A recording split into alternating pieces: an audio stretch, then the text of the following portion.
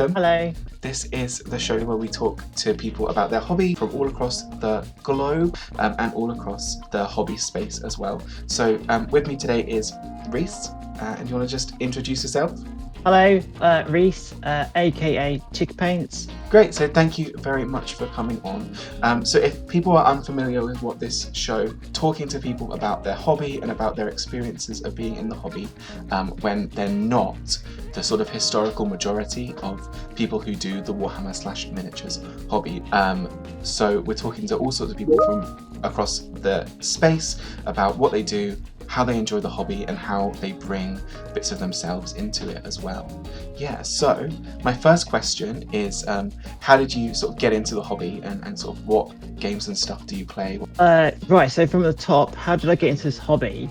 It was 1994 and I was at high school and some lad brought in a really old, well, at the time it probably was quite new, but it was a metal Terminator. And I saw that and I was like, well, what is that? I really like it. So I've always been quite geeky and I love like sci-fi, any non-fictional stuff. And he told me about it. I went and bought White Dwarf and I just read through it, and then I got to like the battle reports, and that had me hooked. I did the hobby in like the mid-90s, but then I dropped out of the hobby. I got into video games really, so my money went on video games. I kept reading the books because I always found it quite fascinating to learn more about the universe, and that's what I did. I just kept reading, and then about 7 years ago I realized I didn't really have any kind of hobby, and I went into Games Workshop and they had the full big knight kit, and the last time I'd seen them they were like tiny epic models, and that when I saw that I was like, I know what I'm going to be doing from now on. So that got me hooked. But the both two times that I was in the hobby, it was started out with Space Wolves, which I liked. I still do, but yeah, I did kind of drop them a little bit for my lovely blue boys and my big stompy stuff as well. In terms of games that I play, it's pretty much just 40k. I quite like the new Tempest of War mission pack. I played that the other night here, and that is really fun. I liked looking at other people's painting when I first got in, and I never thought it really kind of put me off a tiny bit because I thought, yeah, they're too good. But I persevered. I switched armies purely for the rules. Like, it was 7th edition. I had Space Wolves and they were quite restricted on what they could take, and I played against people who had like the vanilla Space Marine stuff, and they had all the cool toys. And then I just started painting, and then I fell in love with painting. Then I started painting bigger stuff, and even bigger stuff. People will absolutely know your painting because you are the master of the really sort of like bright edge highlight, aren't you? So if you would have seen on the internet and stuff, pretty much all your stuff, right, has really, really crisp straight edge highlights of a bright color. It looks amazing, I think. I'm not quite sure how that happened, to be honest. I've done highlights kind of like from the beginning, and I've always had really subtle highlights. I got a bit bored doing that, so I thought I'll just pick a brighter color to highlight, and I liked it. And then I picked another brighter highlight to do, and then I just kept going up and up and up until at this point I want highlights to just really stand out, which is why I do that, because I like it and I think it looks cool. I'm also very good at painting in a straight line. That's a very important and useful skill to have if you want to do edge highlights, because I think most people, me included, I find edge highlights impossible, and I'll do as few of them as possible. But you seem to sort of relish it and like add edge highlights to things that I would never even think of edge highlights. I went, no way, I'm not edge highlighting that. And you're like, here we go, straight line, straight line, straight line, done. That's what happens. I'll start a model, and then I'll highlight a bit, and then I'll see another bit, and I think, oh, well, I'll highlight that bit as well. And then before I know it, I've just highlighted everything that you can highlight. Yeah, because the Ultramarine tanks that you've done, the highlights on those are crispy. A lot of people will know my Dreadnought collection. Yes. But I've also got probably as big a collection of tanks as well. Again, I like working on quite large models, the highlight potential. We talked a bit about how you started developing your style, but you've painted a bunch of stuff for Warhammer Community, haven't you? Have. Yeah. Yes. Do you want to talk about how you got into doing that? Yeah. I was asked. Yeah. Well, we done when they did the Dominion box for AOS. After that had come out, they just asked me if I'd like to go on their preview list, and I said yeah. And then, but I didn't know at the time that would lead to like articles and stuff, and then it did. And like to see my painting with all the other people's excellent painters, I feel quite honoured to be part of that. And when they did a article focusing on my Dreadnoughts, I think I fainted. Yeah. Yes, it's nice. I like it. I enjoy it. It was amazing. I saw that Dreadnought article and I was like, this is incredible. Like I think I really enjoy the way that they've sort of shifted to featuring, I think, a lot more people. I think before, like it was occasionally you had like community showcases, whereas now they have them for a lot of the new releases. I think it's really cool, and it shows off the sort of breadth and diversity within the hobby. And then for people to get like individual articles is amazing. And I think it's obviously testament to how amazing your collection is. Thank you very much. I will point out that Games Workshop did approach me for they were looking for diversity. The average painter's always like a white dude doing it. So now they've opened it up to everybody. That's what they said to me. They said they want to have people on board who aren't just like the stereotypical hobbyist. So it's really good to see not just me, but like loads of women painters being thrown in. I think that's fantastic. I'm looking forward to what that may bring. Yeah, so do you want to tell us, speaking of Dreadnoughts, a bit about your Dreadnought collection, how it got started, I guess, and like where you're going to take it next? Okay, so it all started when the plastic Contemptor was released, and I'd never seen one before, and I played against a guy and he had it, and I was just like, I have to have one of those. Already had a few of the started enjoying it, and then I wanted to have Dreadnoughts with all the weapon options, because like I did magnetize all of them, but then I just didn't want to because they're not for play. I don't use them in games, so I just thought I could do whatever I want. So I've been equipping Contemptors with all the weapons that they can have. I'm only one away from having like one Dreadnought with each weapon option. I think I have about 50 Dreadnoughts at the moment. Some of them aren't painted. Yeah, I just love them. The old boys with their wisdom and knowledge that they can impart to the chapter, and I've read some really good books involving like the Deredeo and Leviathan Dreadnoughts, which made me like them a lot. So I'm quite influenced by books. If something cool happens in a book, I think I'm going to go make that model. By Forge World, they have quite a few different types of Dreadnoughts. I wanted to have one of each. As I started to grow to love painting them, I just thought, okay, I'll just get another one just to have that on it, and then I get and another one. And they're gorgeous models, like the Custode Contemptors and the Telemon. They're beautiful models. So like when I painted my Telemon, it was a pleasure to paint. I really did enjoy doing it. Yeah, is that the purple one? Why? It's like purple and red and gold. Oh, yes, this chap. Amazing. I don't quite know why I went for purple. I painted Magnus Red for someone quite a few years ago, and I had just loads of purple paint left over that I never used. So I was going through my drawer to pick what paints, and I just thought, let's do something different, because they're usually gold or some kind of gold. Silver, maybe black or white. I don't think I've ever seen purple custodians before, but you pulled it off. So you say you've got all but one of the different Dreadnoughts. What's your plan after them? Are you done, or are you gonna start doing different chapters? Because they're mostly Ultramarines, right? They are, yes, so they're mostly Ultramarines. I've got a few Blood Angel and a few Custodes. Where do I go from here? Well, it's an army, and it's my Dreadnought army, and an army needs some transport.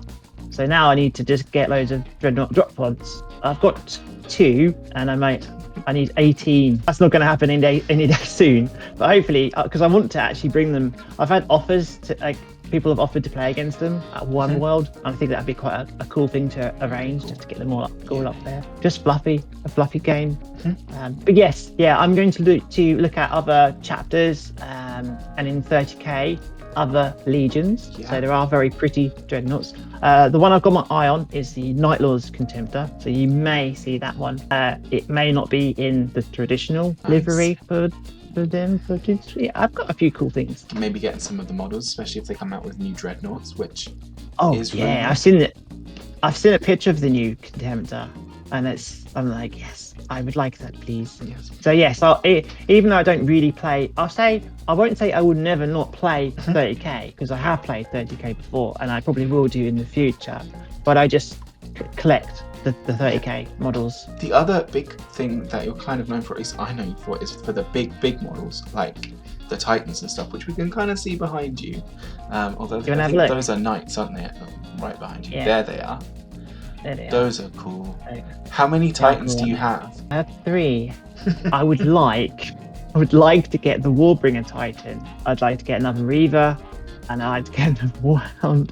But there, I love the big projects. I've got other stuff lined up. Yeah. They're so daunting to me. Like, the biggest model I think I've ever painted is the Titanicus scale. What one did we do for Community? Warmaster. The Warmaster. The Warmaster. Yeah, Iconoclast. Yeah, I rather enjoyed painting that. I have played Titanicus, and I've got like the rules and stuff to play it again if I want to. It's really daunting for me to like look at painting a huge Titan, because the biggest thing I've ever done is that Iconoclast, and that took me ages, like took me forever. Yeah, it is daunting, and I get a lot of messages from people who follow me, and I just want to say thank you so much for following me. It's been insane, but you have to break them down into smaller components. So for example, an Imperial Knight, because I always paint as unbuilt as possible. That's how I can do a lot of my highlighting, because I literally will paint each component separately. You just break them down like a leg, another leg, a body, weapons. And if you break it down like that into smaller portions, it is a little bit more easier to digest. Or just go huge project like a Titan. I can imagine taking me a year. Yeah, no, so I had mine, and I built it to pin it and stuff, and then I pulled it apart to put away to do, and then it took me about a year before I picked it up again and actually finished it. It took me 2 months, I think, from start to finish. My Reaver, I did that in about 2 weeks. Very inspiring hobby, I think. That's very nice of you to say. They are like for anyone, I think, for like who hasn't done that kind of thing, you think, how the hell would you even do that? But then you can see like the stages and stuff, and inspiring, definitely inspiring. Do you have any other hobby plans for the future that you can talk about? Yes, I do. I have not made this public, but I'm starting my own online painting classes. Oh, nice. It's aimed at beginners, and then up to whatever kind of level they want to get to. I've been asked loads and loads of times. I've had so many messages from followers just saying, do you do any online classes? And yes, I do. That's really cool. Yeah. I only had to ask you once to do this. That's because I like you. You are a gift to the community. Oh, thank you. And doing these videos, it's great. It's fantastic. That's really nice. I love everybody in the community, but yes. Yeah, I think it's really great. I think, like, I don't know, you probably have a fairly similar, like, sort of Twitter sphere to me, I guess. You're obviously quite a bit bigger of a presence within Twitter, and especially then Instagram is your sort of main biggest one, is it? Yeah, Instagram is like a baby, all that work I've done it, all of it myself. And yeah, it's crazy. Instagram is crazy. I over 20,000 followers. I still can't quite process that. That's a lot. Yeah. And Twitter as well. We do share kind of the same sphere of people. Yeah. But what I've liked is the community that's grown around my Instagram, and now particularly on my Discord, because we have a really, really nice, friendly community. Yeah, that's really cool. I love the online hobby stuff. There's been something that I've sort of picked up in the last 2 years, I think, like probably since the start of lockdown. I was like, well, I'm going to make a go of this and like start sharing stuff regularly. And it's changed my hobby life, essentially, because it's just meant that there's so much more people to talk to, stuff to look at, like conversations to have. And I've met a bunch of people through that, like yourself, and a bunch of other people, where it's like, actually, these people are really inspiring. I've always found this Discord to be a bit, I couldn't quite get my head around it, but I'm quite lucky. I've got a couple of people who are my mods, and they have a better understanding. I'm learning now. I can do most of it myself, but because of my mods, I can have my Discord running and have all the, all the funky stuff, especially since that first lockdown. The community spirit and everybody.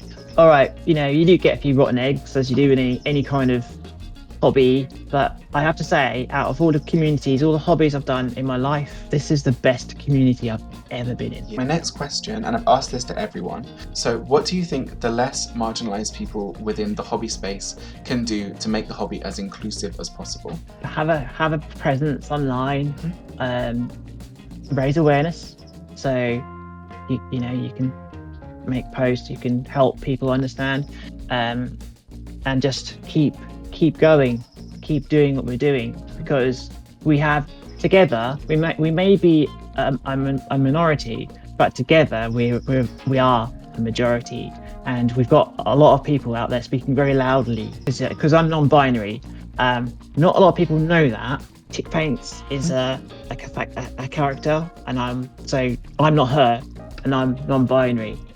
Yeah, perfect. That's amazing. I think echoes of what everyone said is that, like, being visible and being ourselves and being there just really helps and makes it possible for people who are like us, see themselves in the community. It makes it that much more open and welcoming. Yeah, and I'm always happy to answer questions. So if someone says, I get quite a lot of people say, what is non-binary? I'm more than happy just to have a quick. I don't just go Google it. I go into somebody to, It's about information and people understanding. And the more people understand that, okay, we might be different, but we're also the same. In your ideal world, what does the future of like miniatures look like? And that can be from any perspective. From like the community, models, games, things you'd like to see. I would like to see Battlefleet Gothic come back. For me, I'm going to keep doing what I'm doing. I made a plan at the start of the year of what I wanted to do this year, and none of it's happened. It's gone completely in the opposite direction, which is brilliant. But stuff like that, I'm going to carry on painting, carry on with the community articles. That is cool. We'll just keep doing what we're doing, keep trucking, and bring back Battlefield Gothic. That'd back. Be really cool. I just like it. I never played Or maybe it. With it's a good game. I'd like to see Titanicus get the 40k treatment, so we can see like the orc mega gargants and. Okay. It's just because I've got huge nostalgia for that through 90s White Dwarfs and looking at battle reports from Epic. Yeah, I think most of like the specialist games were kind of done when I started doing the hobby, especially when I started doing it properly, which is when I was at uni, which was in 2013. By then, like, it was mostly done. So I don't really have that like nostalgia that a lot of people do, but I know that if you have played those games, they go ham for it. They're like, yes, I really want all of these things back. I love nostalgia. I found the 2nd edition rulebook the other day, and I did take some pictures and I put them online, but it's better now, yes, but still we all love some nostalgic vibes. So that is absolutely perfect. Thank you so much for coming on my little show. People, obviously, I think most people who watch this will already know who you are, but if people want to find you, where do they go to find you on the internet? Right, so Instagram and Twitter, just put in ChickPaints. Then there's all my Discord. You can hop on my Discord. That's it, really. Thank you for having me on as well. It's been a pleasure. It's been nice chatting to you. And again, I love what you're doing here. I think keep going, keep doing it. We're going to get a tide coming of just understanding and love and acceptance and all that good stuff. That is the goal.